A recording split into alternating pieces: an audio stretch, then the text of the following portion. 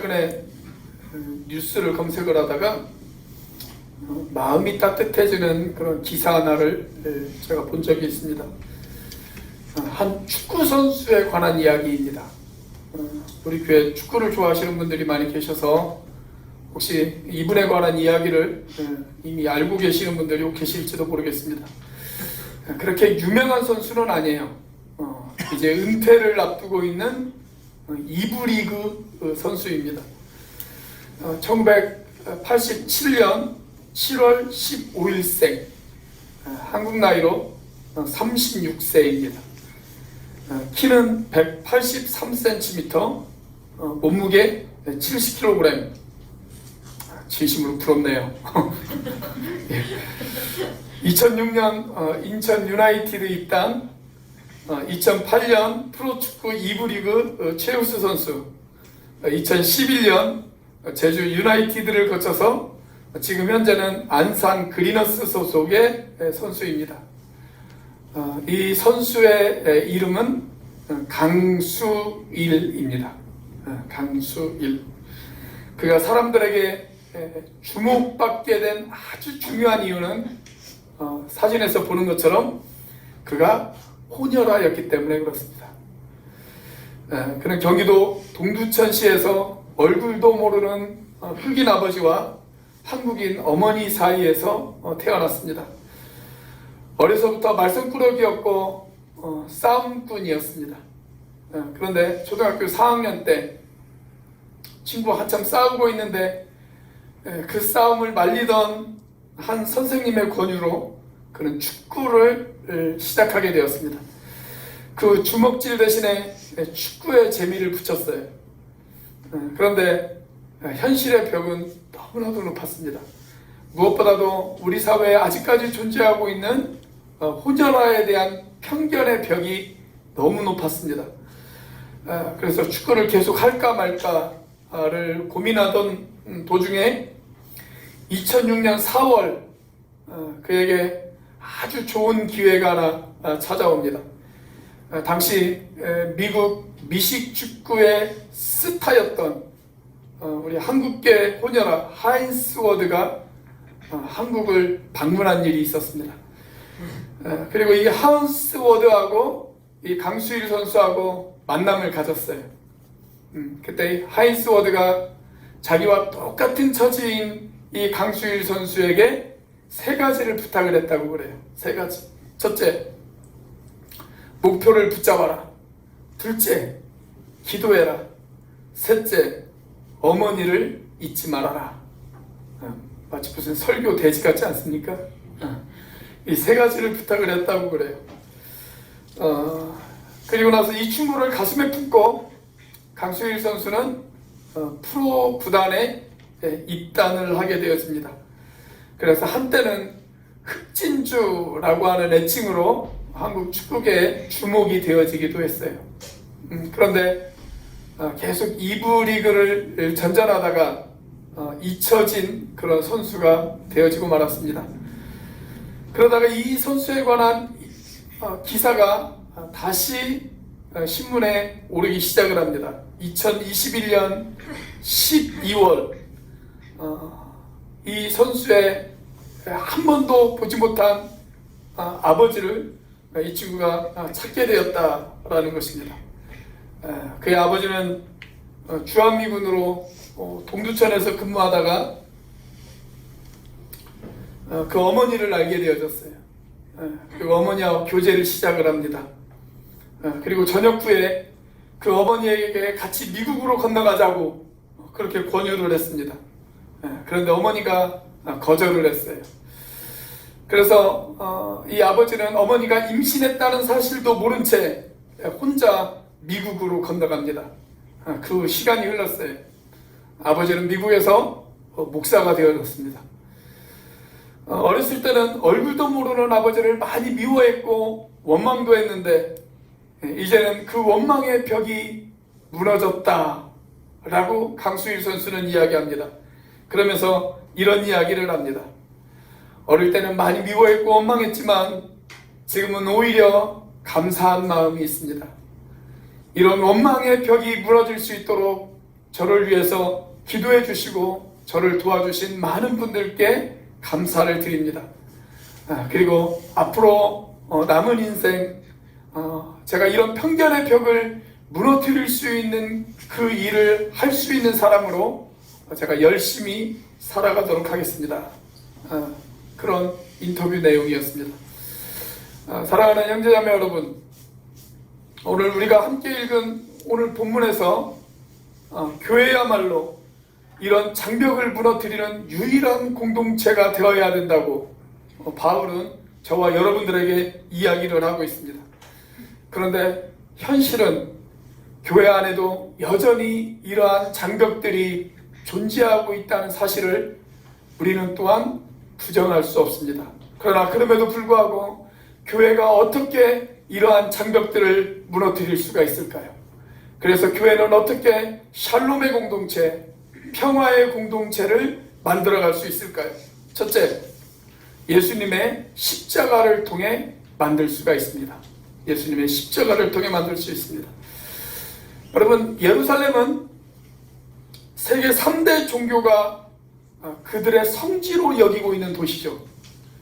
우리 기독교에서는 예루살렘이라고 하는 이 도시는 예수님께서 십자가에 못 박혀 돌아가신 곳이고, 그리고 또 예수님께서 부활하신 곳이 바로 이 예루살렘 아니겠습니까?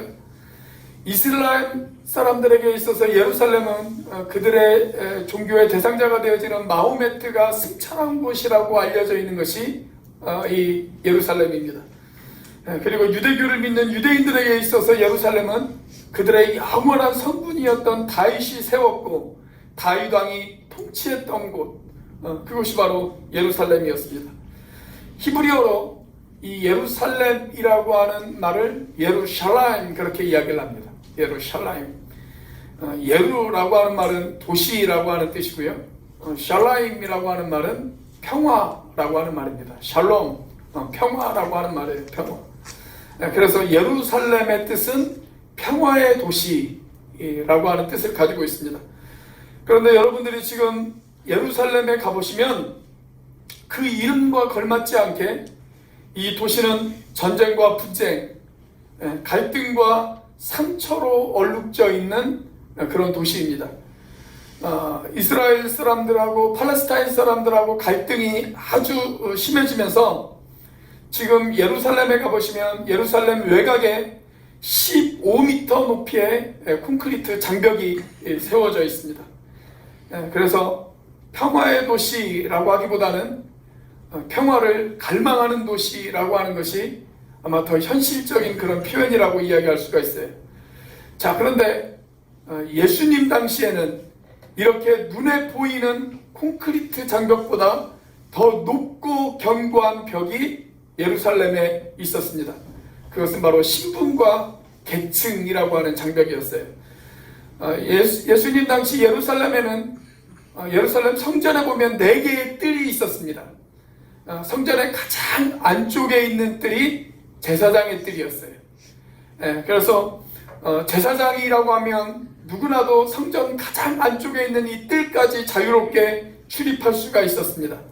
자, 이 제사장의 뜰 바깥으로 이스라엘의 뜰이 있었어요. 이스라엘의 뜰. 이스라엘의 남자라면, 유대인 남자라면 이 뜰까지 자유롭게 출입을 할 수가 있었습니다. 자, 그리고 이 이스라엘 뜰 바깥으로 소위 여인의 뜰이라고 불리우는 뜰이 있었습니다. 그래서 이스라엘 여자들은 여기까지는 들어올 수 있었어요. 이곳까지 들어올 수 있었습니다. 자, 이 여인의 뜰에서 한 5계단 정도 가면 거기에 장벽이 하나 있어요. 1.5m 높이의 장벽이 하나 있습니다. 그리고 이 장벽에서 다시 14계단을 가면 거기에 이방인의 뜰이 있습니다. 이방인의 뜰, 이 장벽 바깥으로 이방인의 뜰이 있었어요. 그러니까 유대인이 아닌 이방인들은 이 이방인의 뜰까지밖에 올 수가 없었습니다. 더 이상 안쪽으로는 들어갈 수가 없었어요. 그 안쪽으로는 몇 개의 경고판이 붙어져 있었다고 그럽니다. 예수님과 동시대 인물이었던 유대인 역사가 요세푸스라고 하는 사람의 증언에 의하면 이 경고판에는 이런 글자가 붙어 있었다고 그래요. 어떤 이방인도 이곳을 지나 장벽 안으로 들어가지 말지니 이를 위반하고 잡히는 자는 죽음으로 다스릴 것이다.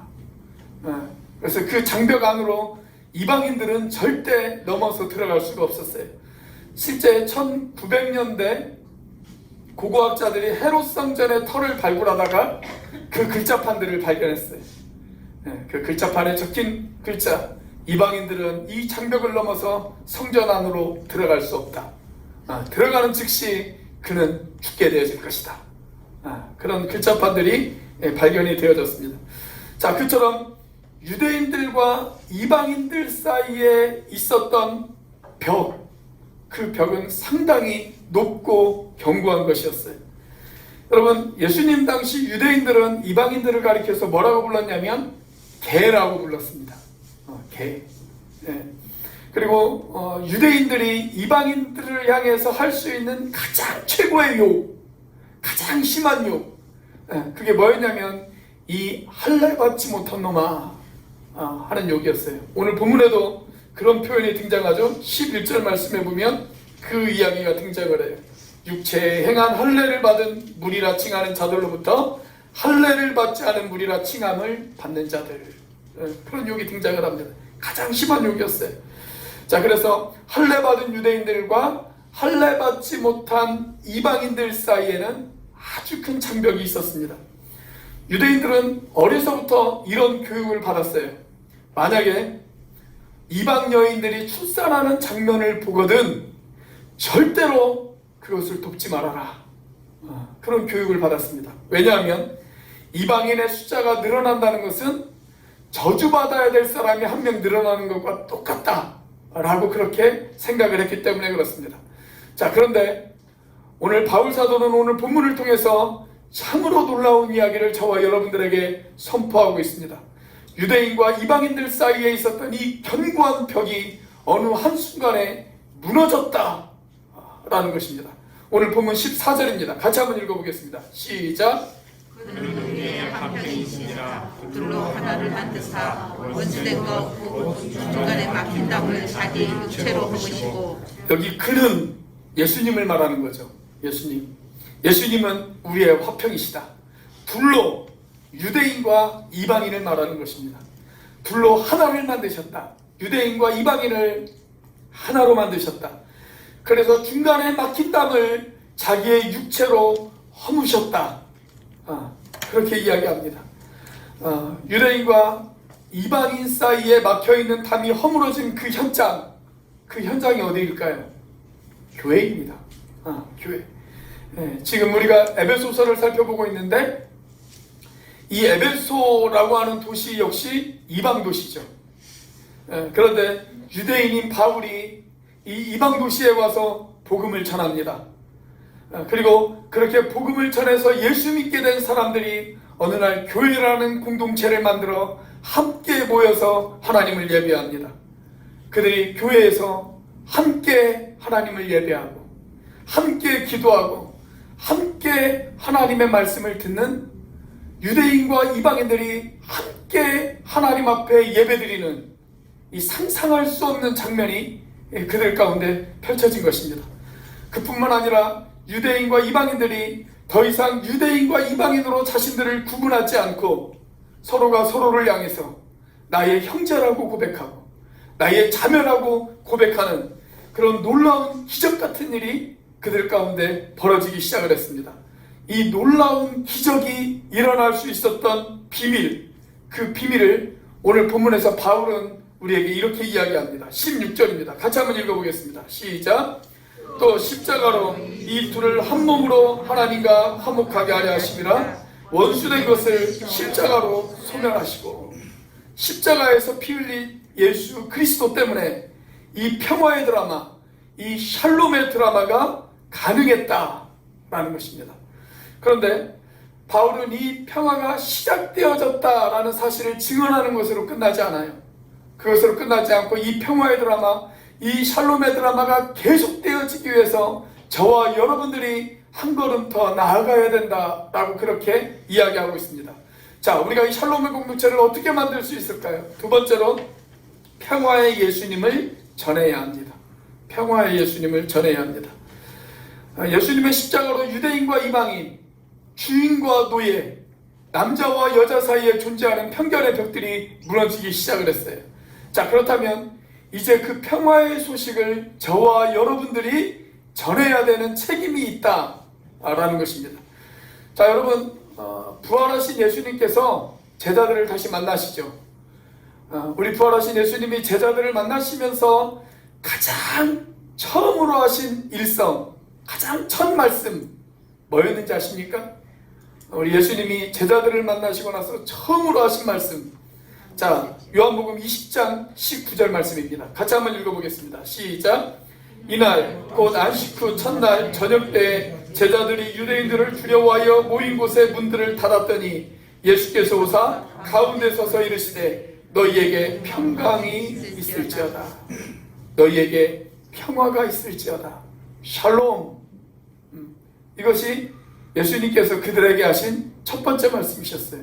우리 부활하신 예수님이 제자들에게 하신 첫 번째 말씀, 너희들에게 평화가 있을지어다. 자, 오늘 바울 사도도 그 사실을 저와 여러분들에게 다시 한번 상기시켜 줍니다. 17절 말씀입니다. 같이 한번 읽어보겠습니다. 시작. 또 오셔서 먼데 있는 너희에게 평안을 전하시고 가까운 데 있는 자들에게 평안을 전하셨으니. 자, 우리 주님은 가까이에 있는 사람에게도 그리고 먼 곳에 있는 사람에게도 평안을 전하셨다. 그렇게 이야기하고 있어요. 여기에서 평안은 그냥 서로 인사로 하는 인사말 수준의 평안이 아니에요. 그런 추상적인 평안이 아닙니다. 정치적인 평안도 아닙니다. 이 말씀의 문맥을 살펴보면 예수님께서 자신의 몸을 십자가에 던져서 우리에게 주신 평안, 죄사함을 통해서 우리가 누릴 수 있는 평안, 즉 구원받은 자가 누릴 수 있는 평안, 그 평안을 의미합니다. 그렇게 구원받아서 우리가 예수님께서 우리에게 주시는 평안을 우리가 맛보았다면 이제 그 평안을 전달하는 사람이 되어져야 된다 라는 것입니다. 제가 조금 전에 유대인과 팔레스타인 사이에 높은 아주 콘크리트 장벽, 15m의 콘크리트 장벽에 대해서 여러분들에게 사진을 보여드렸습니다. 그런데 최근에는 이런 일들도 일어나고 있다고 합니다. 유대인들 중에 예수를 믿는 사람들이 생겨났어요. 그리고 예수 믿는 사람들 중에 기독교 지도자들이 있을 것 아니겠습니까? 또 반대로 팔레스타인 사람들이 자신들이 그동안 믿었던 이슬람을 버리고 예수를 믿는 사람들이 생겨났어요. 그리고 그 예수 믿는 사람들의 지도자들도 있을 것 아니겠습니까? 자, 그런데 이 유대인 예수 믿는 지도자들과 팔레스타인 예수 믿는 지도자들이 한 달에 한 번씩 광야에서 모임을 갖는데요. 광야에서 모여요. 그래서 광야에서 하룻밤을 같이 지내요. 그리고 함께 예배드리고 함께 기도하고 함께 찬양하고 함께 통곡하고 함께 껴안아주고 그리고 서로가 서로에게 용서를 구해요. 우리가 너희들을 미워해서 미안하다고 그렇게 용서를 구해요. 그리고 그 땅의 평화를 위해서 그들이 함께 기도한다는 거예요. 여러분, 많은 사람들이 그 땅에는 평화가 없다, 그 땅에는 희망이 없다 라고 그렇게 이야기를 합니다. 아닙니다. 아직 그 땅에는 희망이 있습니다. 아직 그 땅에는 예수 그리스도께서 희망이 되어주시고 계십니다. 그리스도가 희망입니다. 복음이 유일한 희망입니다. 지난 화요일날 저를 포함한 우리 지방의 여선 목사님들이 모여서 기도 모임을 좀 가졌어요. 최근에 그 우크라이나 러시아 사이의 전쟁 위기까지 내몰린 상황에 대해서 여러분들이 뉴스를 통해서 아마 잘 아실 겁니다. 6명의 목사님들이 이 우크라이나 문제를 놓고 같이 기도하기 시작을 했습니다. 또 이 땅에 많은 믿음의 사람들이 그 문제를 놓고 같이 기도했습니다. 감사하게도 지금은 전쟁까지 가지 않는 그런 분위기가 조금씩 형성이 되어지고 있는 것 같아요. 그럼에도 불구하고 아직도 여전히 전쟁의 불씨는 남아 있습니다. 그래서 우리가 계속 기도해야 합니다. 이 땅의 평화를 위해 우리는 계속 기도해야 합니다. 사랑하는 여러분, 이 땅에 존재하는 모든 갈등과 편견들, 남녀 간의 갈등, 계층과 계층 간의 갈등, 가진 자와 가지지 못한 자의 갈등, 보수와 진보의 갈등, 민족과 민족의 갈등, 여러분 어떻게 해결되어질 수 있을까요? 정답은 복음입니다. 복음입니다. 어떤 정치로도 이 문제를 해결할 수가 없습니다.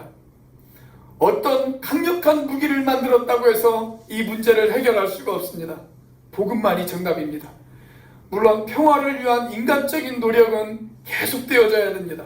그러나 복음이 전해지지 않는다면 그 어떤 인간적인 노력도 완벽한 성공을 거둘 수 없다는 사실을 우리는 잘 알고 있습니다. 그렇기 때문에 하나님께서 저와 여러분들에게 주신 사명, 이 평화의 예수님을 전해야 한다는 것입니다.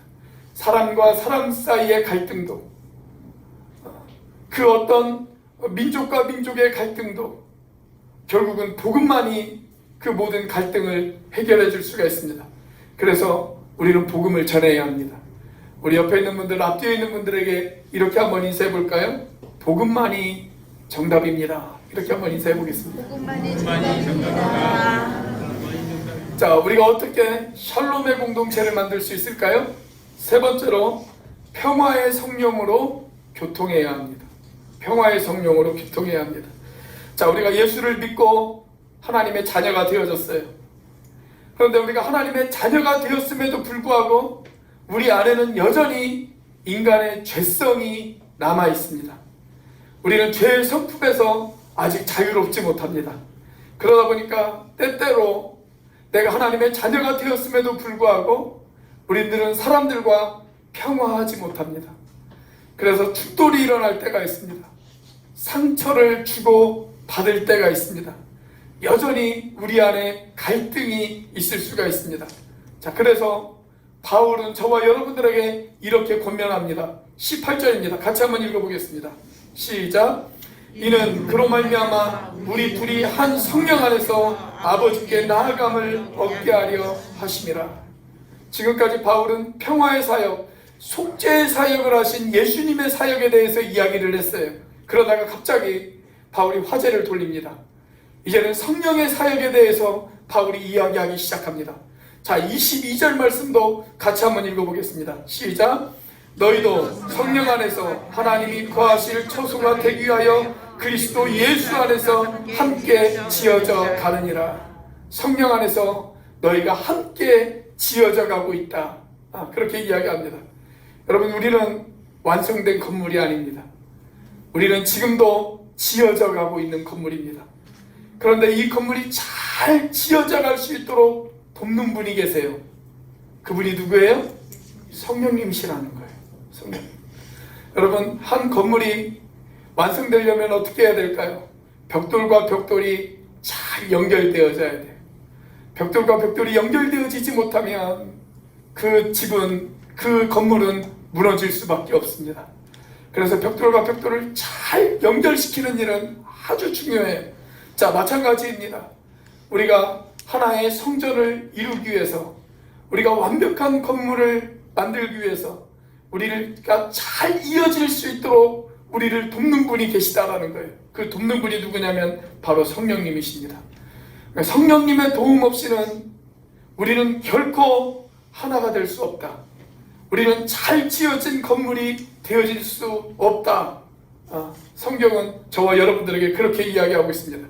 그래서 성령이 하시는 가장 놀라운 사역 중에 하나가 뭐냐면 바로 교통의 사역입니다. 교통의 사역. 서로를 연결시켜주는 그런 교통의 사역. 사람과 사람 사이를 교통시켜주는, 사람과 하나님을 교통시켜주는 그 사역. 그 사역이 바로 성령님께서 하시는 사역이에요. 여러분, 부부가 어떻게 하나가 되어질 수가 있을까요? 여러분, 아무리 부부라고 할지라도 성령 충만하지 않으면 님이라는 글자에 점 하나 찍은 남에 불과해요. 남에 불과해요. 여러분, 성령 충만하지 않으면 그냥 남들처럼 살아요. 세상 사람들처럼 그렇게 삽니다. 그러나 남편이 성령 충만하면, 아내가 성령 충만하면 그 부부는 어느 한순간 하나됨을 경험할 수가 있습니다. 여러분, 많은 문제와 아픔으로 몸살을 앓고 있는 교회도 성령이 역사하면 어느 한순간 새로워질 수가 있습니다. 성령이 그들 가운데 운행하시면, 성령이 그들 가운데 교통하기 시작하면 우리를 나누었던 모든 갈등과 분쟁들이 사라지고 우리가 어느 한순간 하나됨을 경험할 수 있게 되어질 줄로 믿습니다. 저는 요즘 저에게, 그리고 우리에게 가장 필요한 것, 그리고 우리에게 가장 필요한 기도의 제목이 바로 이 성령의 교통하심이 아닌가, 그렇게 생각이 되어집니다. 그래서 어쩌면 우리가 새해를 시작하면서 성령께서 저와 여러분들에게 이 에베소서라고 하는 책을 열게 하셨는지도 모르겠어요. 사랑하는 여러분, 우리가 성령의 교통하심을 체험하는 순간 우리들의 가정은 새로워질 것입니다. 아멘. 성령의 교통하심을 체험하는 순간 우리 교회는 새로워질 것입니다. 아멘. 성령의 교통하심이 있을 수 있도록 기도하시기를 바랍니다. 아멘. 우리 안에 성령의 충만함이 있도록 기도하시기를 바랍니다. 아멘. 우리 신앙의 선배였던 R.A. 토레이 목사님은 아침에 일어날 때마다 제일 먼저 그분이 하신 기도, 이런 기도였다고 그래요.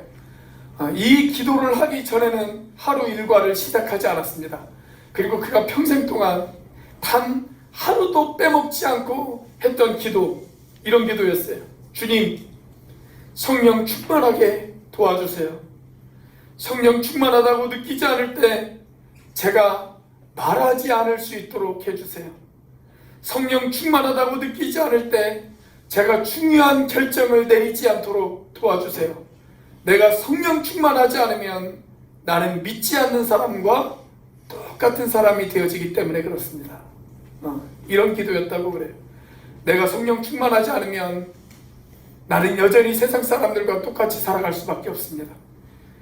그래서 여전히 열내고, 여전히 화내고, 여전히 시기하고, 여전히 질투하고, 내가 성령 충만하지 않으면 여전히 죄악된 성품이 내 속에 나타날 수밖에 없어요. 그러나 성령 충만하면 우리가 달라질 수 있습니다. 그래서 성령 충만을 사모하는 저와 여러분들이 되시기를 주의 이름으로 축원합니다. 제가 중고등학교 때 해마다 이맘때쯤 되어지면 저희 교회에서 하는 아주 큰 행사가 있었어요.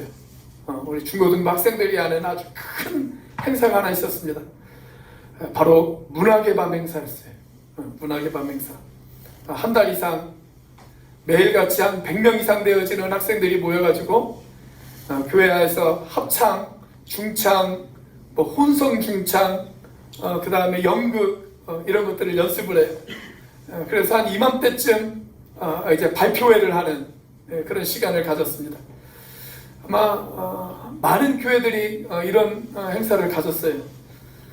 그런데 저는 이 문학의 밤 행사에 크고 작은 상처들이 있고 또 추억들이 있습니다. 상처라 하면 모든 학생들이 이렇게 다 같이 참여하는 합창을 제외하고는 그 어떤 중창팀도 저에게 같이 하자 라고 제의가 들어오는 팀이 단 한 팀도 없었습니다. 단 한 팀도 없었어요. 심지어 합창마저도 테너 파트에 가면 베이스 파트로 가라고 쫓겨나고, 베이스 파트에 가면 테너 파트로 가라고 쫓겨나고 그랬습니다. 그래서 제가 문학의 밤에서 주로 했던 프로그램이 뭐였냐면 연극이었습니다. 연극. 제가 대본도 직접 쓰고 연출도 제가 맡고 주연도 제가 맡았습니다. 그래서 감독 겸 작가 겸 배우까지 저 혼자 다 해먹었습니다. 그때 했던 연극 가운데 이런 연극이 있어요. 어떤 책에 나오는 아주 짧은 이야기를 각색을 해가지고 연극으로 만들어서 했던 내용인데, 그 연극 내용이 이렇습니다. 연극이 시작되어지면 몇몇 사람들이 배를 타고 바다를 항해하다가 풍랑을 만나는 데서부터 연극이 시작이 되어집니다. 그리고 이 편은 그 풍랑 끝에 어느 작은 무인도에 도착을 하게 되어집니다. 그 무인도에 도착했을 때 사람들이 무인도 여기 이곳저곳을 이렇게 돌아다니다가 한 귀퉁이에 건축자재가 쌓여 있는 것을 발견을 합니다. 그래서 이 건축자재를 가지고 무엇을 할 것인가 사람들이 모여서 토의하기 시작해요. 한 사람이 이렇게 이야기를 합니다. 아무래도 우리가 여기에서 오래 살아야 될 것 같은데 이 건축자재를 가지고 우리가 살 집을 만들자, 그렇게 이야기를 합니다. 그러자 또 한 사람이, 아주 믿음이 좋은 사람이 있었어요.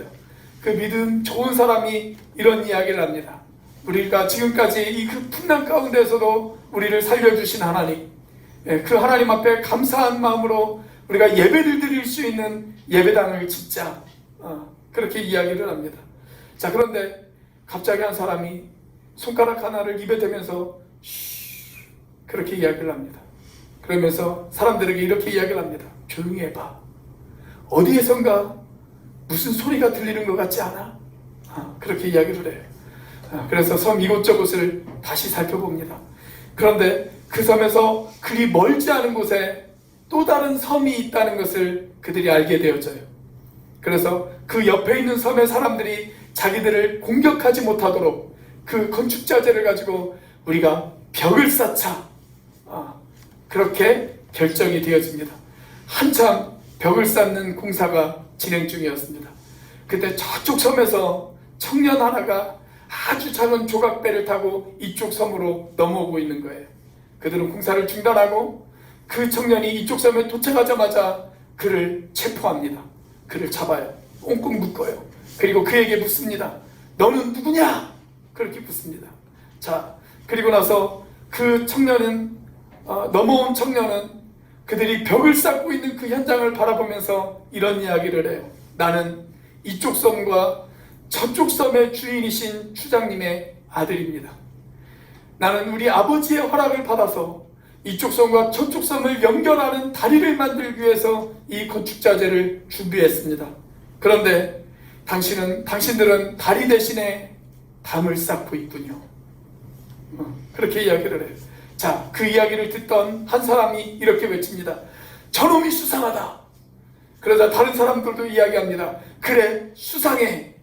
패! 그래서 그 사람을 때리기 시작해요.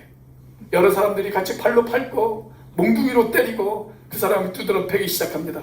그리고 천둥과 벼락이 치면서 무대가 깜깜해집니다. 다시 무대가 밝아졌을 때는 그 사람이 십자가 위에 매달려 죽어 있어요. 그리고 그가 죽어가면서 남겼던 마지막 말이 무대에서 계속 반복되어집니다. 나는 다리를 놓으려 했는데 당신들은 담을 쌓고 있군요. 나는 다리를 놓으려 했는데 당신들은 담을 쌓고 있군요. 사랑하는 형제자매 여러분, 우리 주님이 이 땅에 오신 이유, 다리를 놓기 위해서 오셨습니다. 아멘. 하나님과 사람 사이에 다리를 놓기 위해서, 사람과 사람 사이에 다리를 놓기 위해서, 유대인과 이방인들 사이에 다리를 놓기 위해서 하나님께서는 예수 그리스도를 이 땅에 보내주셨습니다. 아멘. 주님께서 그의 피값을 가지고 이 땅 가운데에서 하신 일, 그것은 다리를 놓는 일이었습니다. 그런데 그분의 제자인 우리가 다리를 허물고 다시 벽을 쌓는 일을 시작한다면 우리를 어찌 예수 그리스도의 제자라고 이야기할 수가 있겠습니까? 사랑하는 여러분, 우리 안에 역사하시는 성령의 교통하심으로 말미암아 담을 쌓는 일이 아닌 저와 여러분들이 다시 다리를 놓는 그 일에 헌신하는 저와 여러분들이 되시기를 주의 이름으로 축원합니다. 아멘. 기도하시겠습니다.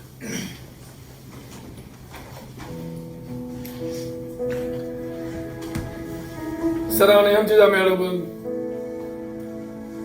우리 주님이 이 땅에 오신 이유 다리를 놓기 위해서 오셨습니다. 그런데 혹 우리는 그 화평의 다리가 아닌 분열의 담을 다시 쌓고 있지는 않는지, 사람과 사람 사이에, 남자와 여자 사이에, 계층과 계층 사이에, 지역과 지역 사이에, 교인과 교인 사이에 우리가 다시 담을 쌓고 있지는 않는지요. 주님, 예수님께서 십자가 위에서 당신의 핏값으로 헐어버리신 그 담을 우리가 다시 쌓는 그런 죄를 짓지 않도록 도와주시옵소서. 아멘. 그러기 위해 평화의 복음을 전하게 하시고 우리 안에 성령의 충만함을 사모하는 그런 우리들이 되어질 수 있도록 인도하여 주옵소서. 아멘. 성령의 교통하심이 우리 온누리 교회 가운데 있을 수 있도록 하나님 우리를 붙잡아 주시옵소서. 아멘. 우리 시간 같이 한번 한 목소리로 기도하도록 하겠습니다. 같이 한번 기도합니다. 할렐루야. 살아계시며 역사하시는 주님 감사합니다. 오 하나님, 주님께서는 다리를 놓기 위해 이 땅에 오셨는데 하나님, 내가 아버지 하나님의 담을 쌓고 있지는 않는지요. 하나님, 내 안에 성령의 교통하심이 필요합니다. 하나님, 내 안에 성령의 충만함이 필요합니다. 하나님, 그래서 그 담을 허물 수 있도록 하나님 인도하여 주옵소서. 아버지 하나님, 우리가 주님의 모습을 따라 우리 역시 다시 다리를 놓는 그 일을 할 수 있는 우리가 되어줄 수 있도록 하나님 역사하여 주옵소서. 아버지 하나님의 갈등의 장벽들을 허물게 하여 주옵소서. 아버지 하나님, 편견의 장벽들을 허물게 하여 주옵소서. 시기와 질투의 장벽들을 허물게 하여 주옵소서. 미움의 장벽들을 허물게 하여 주옵소서. 다시 한번 다리를 놓는 그 일을 하게 하여 주옵소서. 오 하나님,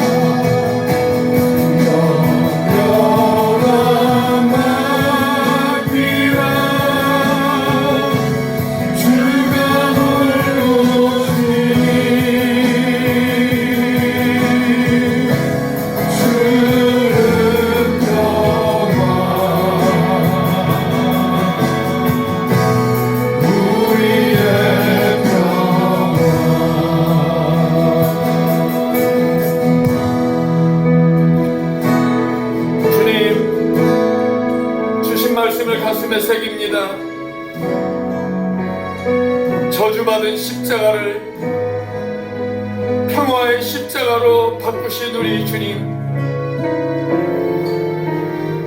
그래서 우리로 하여금 그 평화의 복음을 선포하게 하신 주님, 아버지 하나님, 이 시간 우리들이 하나님 앞에 기도하오니 평화의 성령님을 우리가 사모하게 하여 주시옵소서.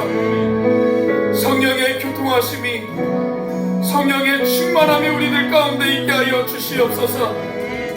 그 성령께서 우리를 하나로 연결시켜 주시옵소서.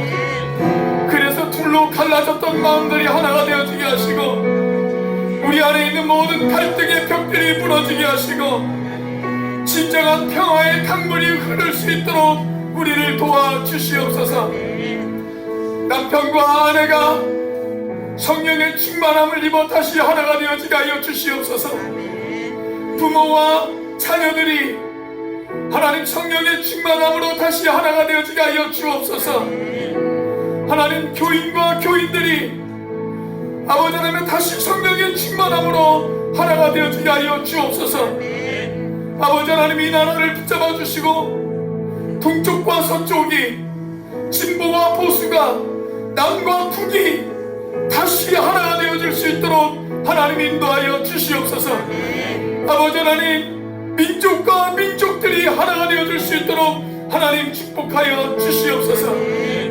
하나님, 성령의 충만함으로 다시 교회가 살아나게 하시고 이 나라와 이 민족이 살아날 수 있도록 축복하여 주시옵소서. 이제는 우리를 위하여 십자가에 달리신 성자 하나님의 변함없는 은혜와 그 독생자를 죽기까지 내어주신 성부 하나님의 크신 사랑과 지금도 그 사랑을 깨닫게 하시고 충만하게 하시는 성령 하나님의 교통하심이, 샬롬의 공동체, 평화의 공동체를 꿈꾸는 우리 오늘교회 형제자매들 머리 위에 지금부터 함께 하시기를 예수님의 이름으로 기도하옵나이다. 아멘.